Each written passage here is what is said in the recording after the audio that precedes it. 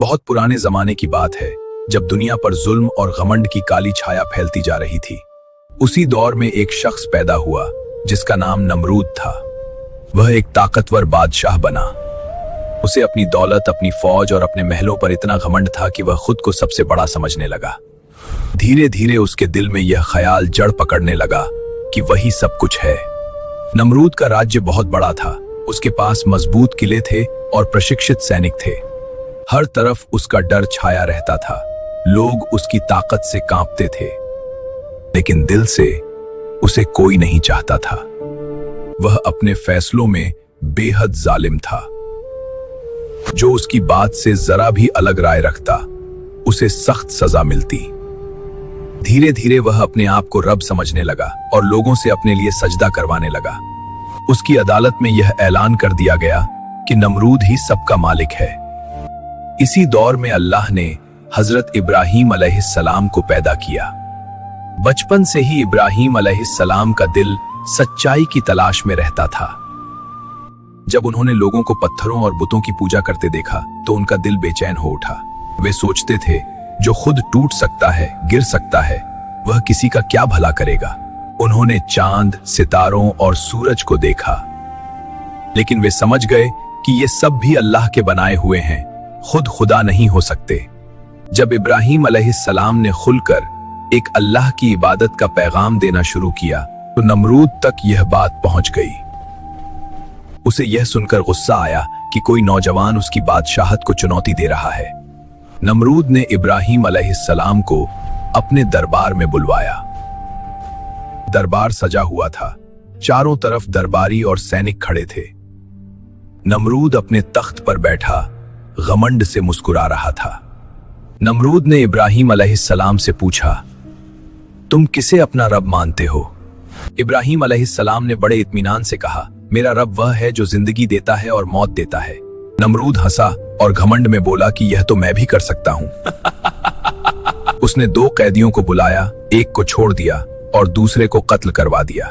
फिर घमंड से कहा, देखो, मैंने भी जिंदगी दी और मौत भी दी। इब्राहीम अलैहिस्सलाम ने उसकी चाल समझ ली। उन्होंने कहा कि मेरा रब सूरज को पूरब से निकालता है और अगर तुम सच्चे हो तो उसे पश्चिम से निकाल कर दिखाओ। यह सुनते ही नमरूद लाजवाब हो गया। दरबार में सन्नाटा छा गया। किसी के पास कोई जवाब नहीं था। नमरूद का चेहरा गुस्से से लाल हो गया, लेकिन उसके पास जुल्म के सिवा कोई रास्ता नहीं था। नमरूद ने हुक्म दिया कि इब्राहीम अलैहिस्सलाम को सजा दी जाए। उसने तय किया कि उन्हें आग में जलाकर खत्म कर दिया जाए, ताकि कोई और उसके खिलाफ बोलने की हिम्मत न करे।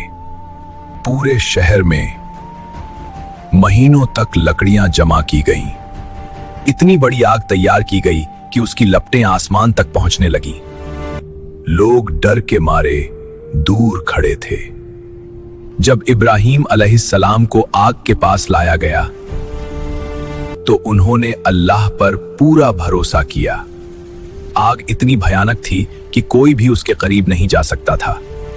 इसलिए उन्हें एक मशीन की मदद से आग में फेंकने का फैसला किया गया। नमरूद दूर खड़ा यह तमाशा देख रहा था। उसे पूरा यकीन था कि अब उसका दुश्मन खत्म हो जाएगा, लेकिन अल्लाह का हुक्म कुछ और ही था। आग को हुक्म दिया गया, ऐ आग, इब्राहीम पर ठंडी और सलामती वाली हो जा। देखते ही देखते आग की लपटें गुलाब की तरह ठंडी हो गईं और इब्राहीम अलैहिस्सलाम आग के बीच बिल्कुल महफूज बैठे थे। यह मंजर देखकर लोग हैरान रह गए। नमरूद की आंखों के सामने उसकी झूठी ताकत बिखर गई, लेकिन उसका दिल फिर भी नहीं बदला। इस सब के बाद भी नमरूद ने तौबा नहीं की, बल्कि वह अपने घमंड में और आगे बढ़ता चला गया।